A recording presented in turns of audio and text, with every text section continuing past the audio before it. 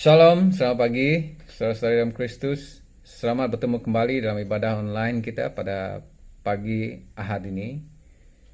Kita berterima kasih pada Tuhan Yesus untuk kesempatan yang berikan kepada kita, sehingga kita sekali lagi dapat bertemu dalam ibadah online ini. Baiklah, sebelum kita meneruskan ibadah kita pagi hari ini, bagus kita berdoa dulu, menyerahkan setiap yang kita lakukan, supaya Tuhan berkati dan menyertai kita. Saya akan memimpin kita dalam doa. Tuhan Yesus, terima kasih untuk kesempatan ini. Terima kasih untuk hari ini, untuk pagi hari ini Tuhan. Engkau yang memberikan kami peluang Tuhan, sehingga kami dapat berkumpul biarpun lewat online Tuhan. Kami percaya dengan penyertaan Roh Kudus-Mu, Engkau dapat bekerja dimanapun kami berada. Tuhan, kami berdoa, kami serahkan puji-pujian pada pagi hari ini, supaya Engkau yang bertahta di atas puji-pujian ini Tuhan, dan nama Engkau ditinggikan, dipemuliakan. Tuhan, kami berdoa juga untuk pengajaran firman-Mu. Tuhan, biar Engkau yang memakai penatua David Tuhan, untuk mengajar kami umat-Mu apa yang Kau mau sampaikan, isi hati-Mu kepada kami Tuhan. Dan Tuhan, kami yang mendengar, Bapa, saya berdoa supaya Engkau sendiri yang mengajar kami Tuhan, dengan cara-Mu yang kami boleh pahami Tuhan, supaya kami bukan saja dapat mendengar, tapi juga dapat bekasnya Tuhan. Tuhan, kami juga berdoa supaya Engkau berikan kami konsentrasi ketika kami belajar, kami beribadah pagi hari ini Tuhan. Supaya setiap yang kami lakukan, kami fokus kepada Engkau. Terima kasih Tuhan, kami sudah berdoa di dalam nama Tuhan Yesus Kristus. Amin. Shalom saudara-saudari, kita bertemu lagi di kebaktian kita pada minggu ini.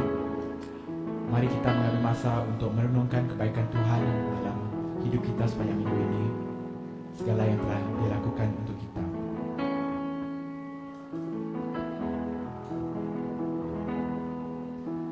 Di saat ku berbeban berat, ku ingat ku punya Kau Tuhan. Hanya Kau yang paling peduli keadaan yang ku alami. Di saat ku hilang harapan, ku berlari padamu Tuhan.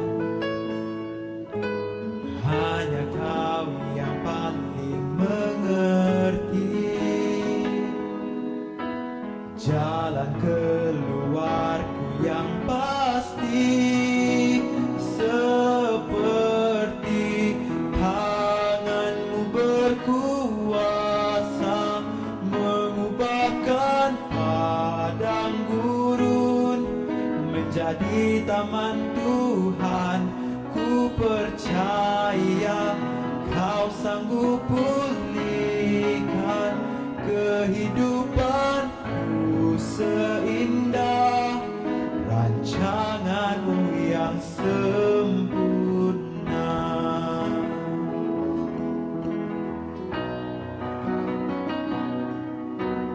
Di saat ku berbeban berat, ku ingat ku punya Kau Tuhan. Hanya Kau yang paling peduli keadaan yang ku alami. Di saat ku hilang harapan, ku berlari padamu Tuhan. Hanya Kau yang paling mengerti jalan keluarku yang pasti. Seperti tangan-Mu berkuasa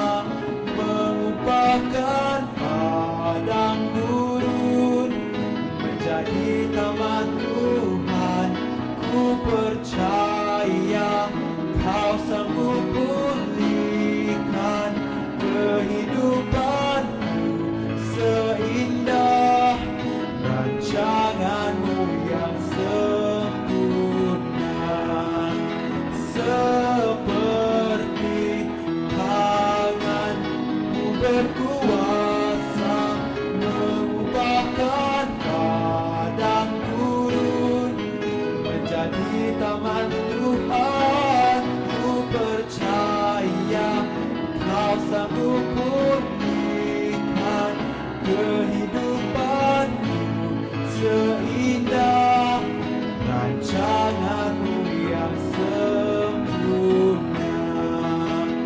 Ku percaya kau sanggup pulihkan kehidupanku seindah rancanganmu yang sempurna. Rancanganmu yang sempurna. Rancanganmu yang sempurna.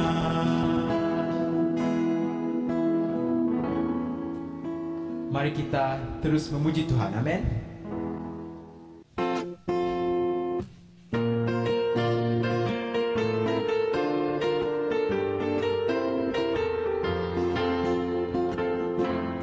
Apa yang tak pernah dilihat mata dan tak pernah didengar telinga,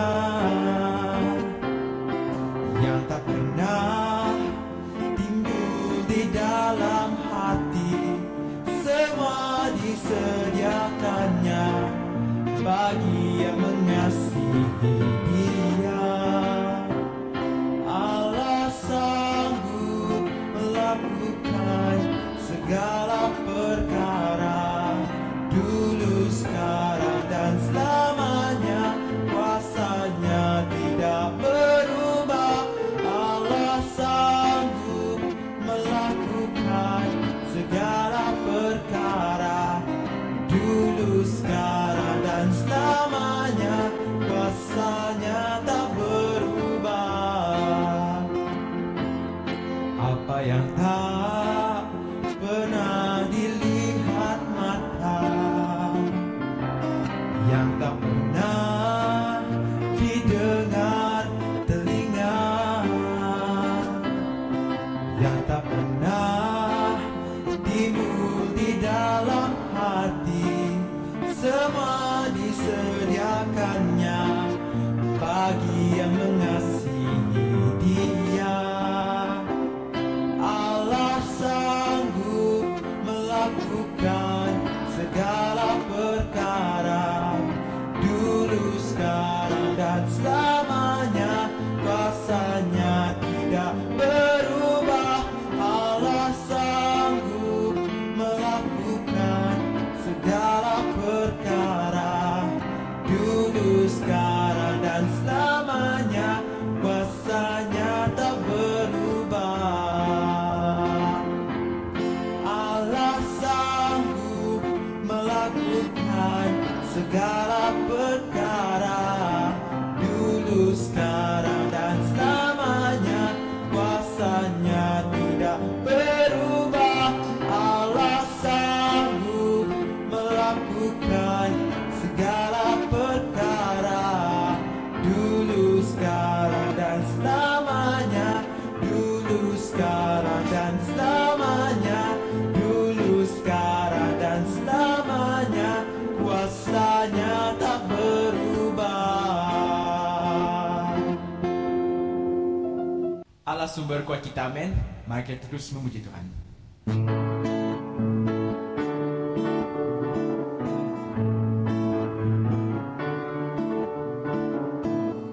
Hanya Kau milikku di surga, tiada yang ku ingini di bumi, hanya Kau. Tak ku andalkan kekuatanku, namun yang pasti Kau tetap selamanya. Allah sumber kuatku, Allah sumber kuatku, Allah sumber kuatku dan bagianku selamanya, selamanya.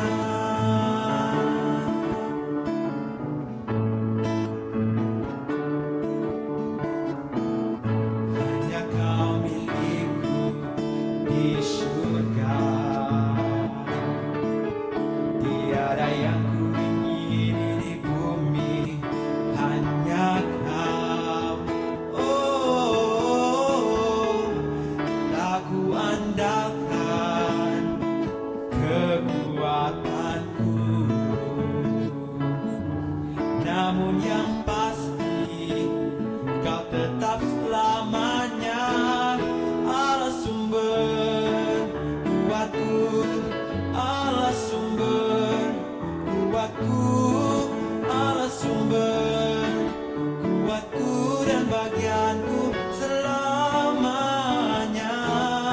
Allah sumber kuatku, Allah sumber kuatku, Allah sumber kuatku dan bagianku selamanya, selamanya, selamanya, selamanya.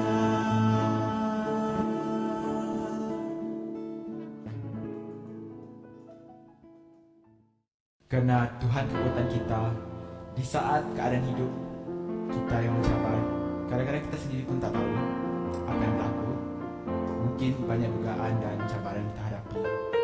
Tapi percaya pada Tuhan. Kita ikut jejak Tuhan karena rancangan Tuhan itu sempurna. Amin. Sering ku tak mengerti jalan-jalan-Mu Tuhan, bagai di belantara yang gelap. Tanpa seribu tanya, namun tetap percaya jejak-Mu Tuhan sungguh sempurna. Sering ku tak mengerti jalan-jalan-Mu Tuhan, bagai di belantara yang gelap. Tanpa seribu tanya, namun tetap percaya jejak-Mu Tuhan sungguh sempurna. Ajarku memahami semua yang Kau ingini, agar hidupku puaskan hati-Mu. Bagi-Mu aku rela sepenuh hati menghamba, serahkan diri genapi karya-Mu. Mari nyanyikan bersama-sama. Sering ku tak mengerti jalan-jalan-Mu Tuhan, bagai di belantara yang gelap. Tanpa seribu tanya, namun tetap percaya jejak-Mu Tuhan sungguh sempurna. Ajarku memahami semua yang Kau ingini, agar hidupku puaskan hati-Mu. Bagi-Mu aku rela sepenuh hati menghamba, serahkan diri genapi karya-Mu. Ajarku memahami semua yang Kau ingini, agar hidupku puaskan hati-Mu. Bagi-Mu aku rela sepenuh hati menghamba, serahkan diri genapi karya-Mu. Bagi-Mu aku rela sepenuh hati menghamba, serahkan diri, serahkan diri, serahkan diri,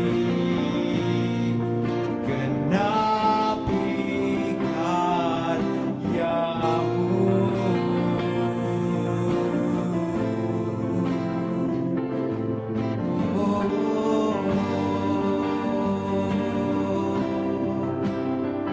Terima kasih Tuhan atas kekuatan yang Kau beri.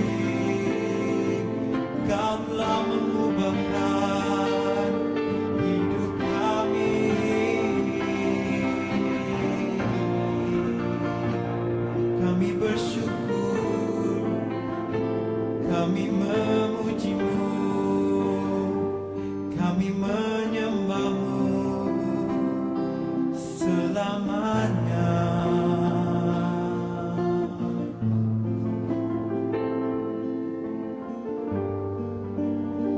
kasih Tuhan atas segala pengorbanan Engkau dalam hidup kami, atas kasih setia Engkau yang tak pernah berkesudahan Tuhan. Dalam setiap langkah hidup kami, Engkau tak pernah meninggalkan kami. Dalam saat-saat kami jatuh pun, Engkau ada bersama kami. Bahkan Engkau mengangkat kami, Engkau menggendong kami Tuhan. Tuhan, terima kasih kerana Engkau tak pernah meninggalkan kami, kerana Engkau Allah yang setia Tuhan. Kami serahkan segala puji, hormat dan syukur kami ini pada Engkau Tuhan, biar ia berkenan di mata-Mu. Terima kasih Tuhan. Di dalam nama Tuhan Yesus kami berdoa. Amin.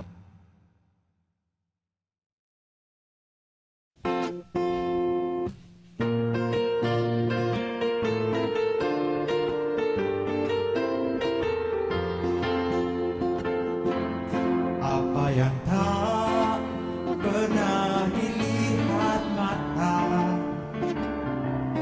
dan tak pernah didengar telinga, yang tak pernah timbul di dalam hati, semua disediakannya bagi yang mengasihi Dia. Allah sanggup melakukan segala perkara, dulu, sekarang, dan selamanya. Kuasanya tidak berubah. Allah sanggup melakukan segala perkara, dulu, sekarang, dan selamanya. Dulu, sekarang, dan selamanya. Dulu, sekarang, dan selamanya. Kuasanya tak berubah.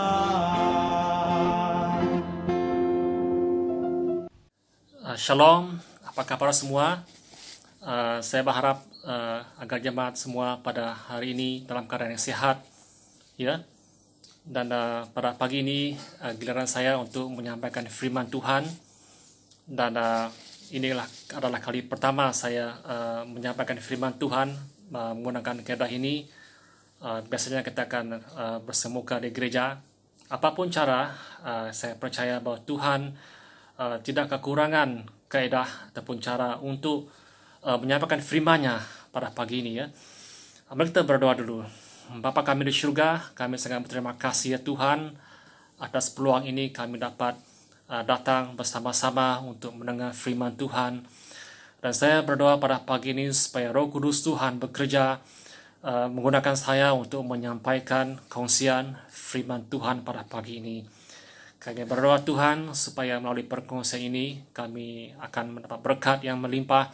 Kami akan diubah dan kami akan bergerak ke next level Tuhan, kepada satu langkah, satu tahap yang tinggi lagi dalam kerajaan-Mu Tuhan. Terima kasih ya Bapa. Kami berdoa dalam nama Yesus Kristus Tuhan kami. Amen. Nah, pada pagi ini saudara, saya mau mengajak kita untuk membuat satu renungan, ya, di buku dalam surat Paulus di 1 Tesalonika bab yang kelima, yang dipetik daripada ayat yang ke-16 hingga ke-18, ya. Saya akan membacanya. Bersukacitalah senantiasa, tetaplah berdoa, mengucap syukurlah dalam segala hal, sebab itulah yang dikehendaki Allah di dalam Kristus bagi kamu. Nah, di sini jelas sekali bahwa rencana Tuhan bagi orang Kristen, bagi kamu dengan saya, ialah supaya kita bersukacita senantiasa bersukacita, ya, dan tetaplah berdoa. Maksudnya ialah untuk jangan berputus asa berdoa, tetapi tetaplah berdoa. Dan yang ketiga ialah mengucap syukur, ya, mengucap syukurlah. Dan firman Tuhan ini sebenarnya datang kepada saya pada lebih kurang 2 bulan yang lepas, ya, 2 bulan yang lepas. Dan sewaktu saya sedang menghadapi dugaan dan cabaran, ya, pada waktu itu, dan Tuhan memberikan firman Tuhan ini, dan ini sangat menyegarkan dan menguatkan diri saya untuk saya tidak berputus asa dalam berdoa dan bersukacita dan bersyukur, ya. Dan sangat banyak sekali sebab mengapa kita harus bersukacita, ya. Banyak sebab kita bersukacita. Dan saya mau kongsikan dua sebab mengapa kita harus bersukacita. Kalau mau dikongsikan mengapa harus bersukacita, memang banyak sekali.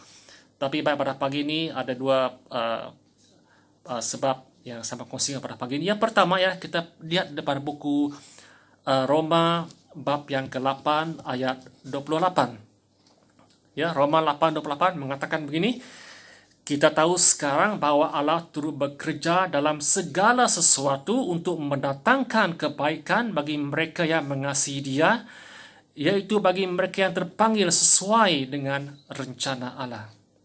Nah, di sini bagi orang Kristen, kamu dengan saya, kita yang mengasihi Dia, kita yang mengasihi Tuhan Yesus, ya, kita yang hidup dalam panggilan Tuhan yang sesuai dengan rencana Tuhan, kita ada sebab untuk bersukacita. Mengapa? Karena, ya, Tuhan bekerja dalam segala sesuatu untuk mendatangkan kebaikan. Maka apapun yang kita alami pada hari ini, kita tahu di sebalik itu Tuhan mendatangkan kebaikan. Nah, oleh dengan maka itu kita harus bersukacita, ya. Dalam banyak perkara yang kita bersukacita, inilah perkara yang saya percaya bahwa secara pribadi kita perlu bersukacita karena Tuhan mendatangkan kebaikan. Apapun yang kita lalui, firman Tuhan ini tetap ya dan amin pada setiap masa. Di masa kamu gembira, di masa kamu susah hati, di masa kamu menghadapi duga dan cabaran, firman Tuhan ini, Roma 8:28, tetap ya dan amin. Maka oleh itulah kita boleh bersukacita karena firman Tuhan ini ialah ya dan amin. Dan yang kedua yang saya mau kongsikan juga, mengapa kita orang Kristen perlu bersukacita. Dan akan perkara ini mungkin kita sudah lupa, ya, tapi akan pada pagi ini kita diperingatkan lagi mengapa orang Kristen perlu bersukacita. Bahkan Yesus sendiri mengatakan begini, bersukacitalah karena hal ini. Yang sangat menarik. Bukan perkara yang baru, tapi mungkin kita sudah lupakan perkara ini. Di Lukas bab yang ke-10 ayat yang ke-17 berbunyi begini. Kemudian ke-70 murid itu kembali dengan gembira dan berkata, Tuhan, kata mereka, juga setan-setan takluk kepada kami demi nama-Mu. Ya, dan mereka melayani Tuhan, dan sangat luar biasa di sini murid-murid Yesus, mereka melayani Tuhan dan mereka melihat mukjizat, mereka mengusir iblis. Ya, sangat gembira sekali. Lalu kata Yesus kepada mereka, aku melihat iblis jatuh seperti kilat dari langit. Sesungguhnya aku telah memberikan kuasa kepada kamu untuk menginjak ular dan kalajengking, dan kuasa untuk menahan kekuatan musuh sehingga tidak ada yang akan membahayakan kamu. Nah, di sini yang saya mau kita perhatikan di ayat ke-20. Namun demikian, janganlah bersukacita karena roh-roh itu tertakluk kepada kamu, tetapi bersukacitalah kerana namamu ada terdaftar di syurga. Wah, ini firman Tuhan yang sangat power, ya, sangat berkuasa, ya, sangat menghiburkan, sangat memberi satu assurance, satu keyakinan yang mengatakan gini bahwa bersukacitalah kerana namamu ada terdaftar di syurga. Wah, di syurga sebenarnya ada pendaftaran, ya. Dan dikatakan di sini bahwa namamu ada terdaftar di syurga. Dan baiklah kita pada pagi ini jangan lupa orang Kristen, berita yang menyegarkan, nama kita terdaftar di syurga. Dan tiada buku ataupun mana-mana yang boleh memberi keyakinan tentang perkara ini kepada manusia kecuali Yesus sendiri, dan ini tercatat dalam Alkitab. Dan yang menarik lagi sini, yang mengatakan ini adalah bukan rasul, bukannya nabi, tetapi dari mulut Sang Pencipta sendiri, daripada Yesus sendiri, yang memberi satu assurance dalam bahasa Inggeris, satu keyakinan kepada kamu dengan saya bahwa nama kita terdaftar di syurga. Amen. Dan bersukacitalah akan perkara ini, ya, bersukacitalah akan perkara ini. Dan balik lagi kepada buku 1 Tesalonika. Tadi kita sudah berbicara mengenai bersukacita. Sekarang kita lihat tetaplah berdoa. Tetaplah berdoa. Tetaplah berdoa di sini menyeru kita adalah supaya kita jangan berputus asa untuk berdoa. Jangan berputus asa untuk berdoa, tetapi tetaplah berdoa. Nah, berdoa ini adalah perkara yang kita semua tahu, ya. Bahkan suatu kita masih muda-mudi lagi ataupun masih lagi mungkin yang sekolah minggu, satu definisi yang sangat mudah untuk kita mengerti berdoa adalah berbicara kepada Tuhan. Ia semudah itu saja, ya, berbicara kepada Tuhan. Dan berbicara inilah satu komunikasi yang harus dilangsungkan, harusnya berterusan, ya. Contohnya kalau suami istri tidak bercakap untuk sehari, saya rasa itu sudah satu masalah besar tu dalam sebuah rumah tangga, ya. Kalau tidak bercakap dalam satu hari, ya. Dan bagaimana perbedaan kita kalau tidak bercakap dengan Tuhan untuk satu hari, sesuatu tidak kena di sana, ya. Jadi perlunya komunikasi itu yang berterusan dengan Tuhan. Dan berdoa ini tak semestinya di gereja, tak semestinya suatu kamu berada di rumah ataupun di tempat yang kondusif, yang baik. Tapi berdoa inilah di mana-mana saja. Satu memandu, satu bekerja, biarkan senantiasa satu hubungan satu komunikasi yang terus mengalir antara kita dengan Tuhan. Ya, ini seperti nafas, ya. Kamu boleh nyatakan hasrat hatimu, kamu boleh luahkan perasaanmu kepada Tuhan dan sebagainya. Ya, Tuhan mendengar semuanya itu. Jadi biarkan doa itu sesuatu yang semula jadi seperti kita bernafas. Dan pada pagi ini saya mau mengajak kita untuk merenungkan firman Tuhan ini, ya. Antara banyak sebab mengapa kita harus tetap berdoa, kita dan banyak perkara yang kita perlu doa. Dan satu perkara yang saya mau kita lihat di buku Kolose, bab yang pertama ayat yang ke-9, ya. Ini berbunyi begini: sebab itu sejak waktu kami mendengarnya, kami tiada berhenti-henti berdoa untuk kamu. Kami meminta supaya kamu menerima segala hikmat dan pengertian yang benar untuk mengetahui kehendak Tuhan dengan sempurna, ya. Kolose bab pertama ayat yang ke-9, ya. Dan kita melihat di sini bahwa Paulus menulis surat ini memberitahu jemaat di sana bahwa dia tidak berhenti-henti berdoa. Ya, berdoa untuk apa? Untuk supaya jemaat memiliki segala hikmat dan pengertian yang benar. Dan ini adalah isu yang besar sebenarnya ini, ya, mengenai hikmat ini. Karena mengapa saya berkata isu yang besar? Karena bila kita ada hikmat dan pengertian, kita akan membuat keputusan yang bijak. Ya, kita akan membuat keputusan yang bijak karena apapun keputusan yang kita buat hari ini, ia akan menentukan bagaimana keadaan kita di kemudian hari nanti. Nah, saya beri contoh seperti mana pernah saya kongsikan dahulu.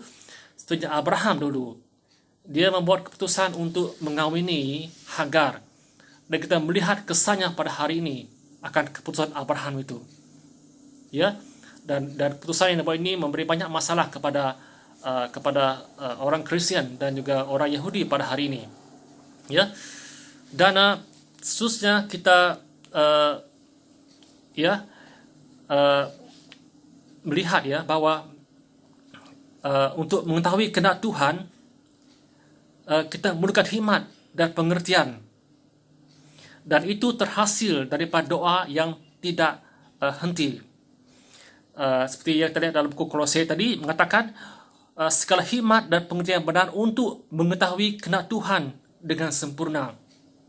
Nah, untuk kita mengetahui rencana Tuhan dan kehendak Tuhan, kita perlukan hikmat daripada Tuhan.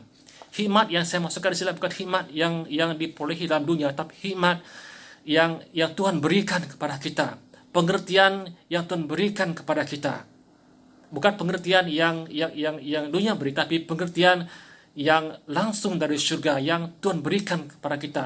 Maka oleh sebab itulah ia harus diminta daripada Tuhan. Dan jelas juga dalam buku dalam Alkitab mengatakan bahwa kalau kita kalau kita kekurangan hikmat, kalau kita kita berdoa kepada Tuhan, Tuhan akan memberikan hikmat itu kepada kita. Jadi saya mengajak kita semua pada pagi ini kita berdoa supaya Tuhan memberikan kita segala hikmat dan pengertian yang benar. Dan seterusnya ialah dilihat kembali kepada 1 Tesalonika tadi, yaitu selepas bersukacita, berdoa, kita mengucap syukur dalam segala hal. Mengapa? Sebab itulah yang dikehendaki Allah di dalam Kristus Yesus bagi kamu. Ya, kita perlu bersyukur kepada Tuhan. Ya, nah banyak sekali perkara kita harus bersyukur kepada Tuhan. Ya, karena bila kita bersyukur kepada Tuhan, ini menunjukkan bahwa kita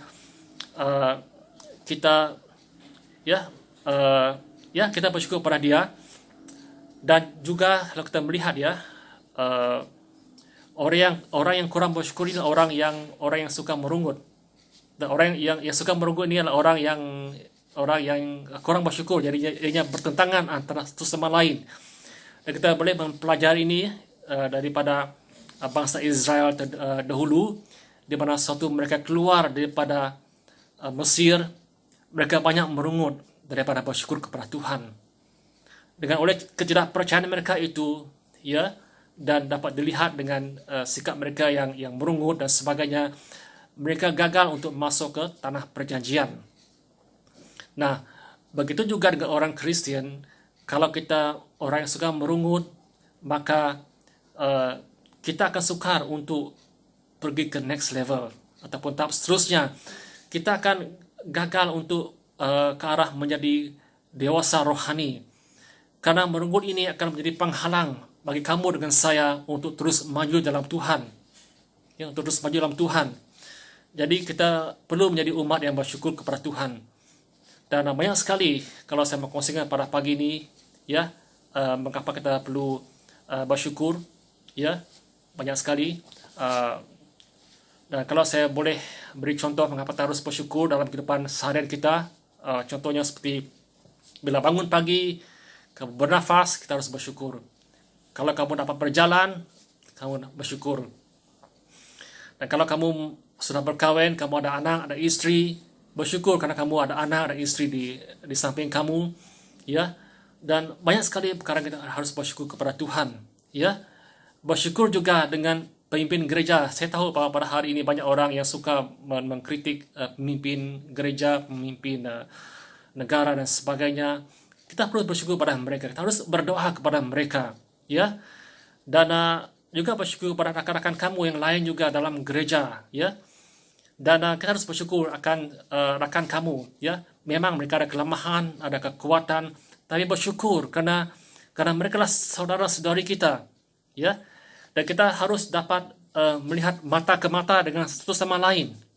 Bayangkan satu hari nanti kalau di surga, kita akan bergaul dengan mereka ini sepanjang hayat.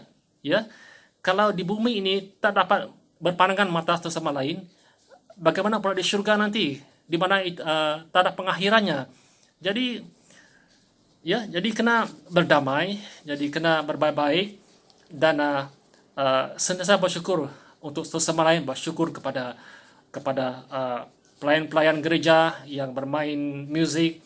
Mungkin kamu tidak suka cara dia bermain, tak suka cara dia menyampaikan firman Tuhan dan sebagainya.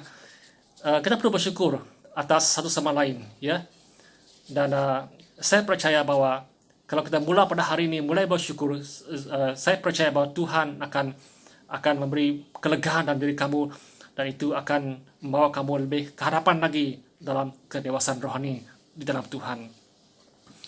Nah, saudara, eh, kita tahu bahwa di Kolose ini ialah penulis buku ini ialah Paulus. Dan kita tahu bahwa Paulus ini ialah seorang rasul yang sangat luar biasa sekali dipakai Tuhan. Dia mengalami cabaran yang besar, dia mengalami dugaan, dia berkali-kali dia dipukul, masuk penjara, keluar penjara, bahkan dia pernah karam di lautan, dan kita tahu bahwa akhirnya dia mati dengan disiksa begitu. Namun ya, kita dapat melihat sini dari kehidupan Paulus adalah orang yang sentiasa bersyukur kepada Tuhan. Dia orang yang tetap berdoa. Ya, dia adalah orang yang senantiasa bersuka cita. Walaupun menghadapi dugaan, dia tetap bersuka cita. Karena dia tahu bahwa di sebalik apa yang dia lalui itu tidak dapat digambarkan, dapat dibayangkan dengan ganjaran, dengan berkat yang menunggu dia di surga, ya. Dan tadi kita melihat bahwa nama orang Kristen, orang yang murid-murid Yesus, nama mereka terdaftar di surga. Itu adalah sesuatu yang lebih lagi berharga, lebih lagi besar daripada apa yang dilalui oleh Paulus ini. Ya, dan dia melihat bahwa segala sesuatu ini berlaku demi kebaikan. Ya, bagi mereka yang mengasihi dia dan mereka yang dah dipanggil sesuai dengan rencana Tuhan. Nah, pagi ini juga saya mengajak kita untuk lihat kembali akan kehidupan kita supaya kita sentiasa memastikan hidup kita ialah kita hidup dalam panggilan Tuhan. Kita hidup dalam rencana Tuhan. Ya, kita terus berlumba dalam perayaan iman ini. Jadi pada pagi ini jangan kita diperingatkan lagi untuk senantiasa bersukacita, tetaplah berdoa dan mengucap syukur kepada Tuhan. Amin. Dan saya berharap pada pagi ini gereja diberkati dengan firman Tuhan ini, dan mari kita terus membuat ini menjadi gaya hidup kita pada hari ini untuk terus bersukacita, tetap berdoa dan mengucap syukur kepada Tuhan. Amin.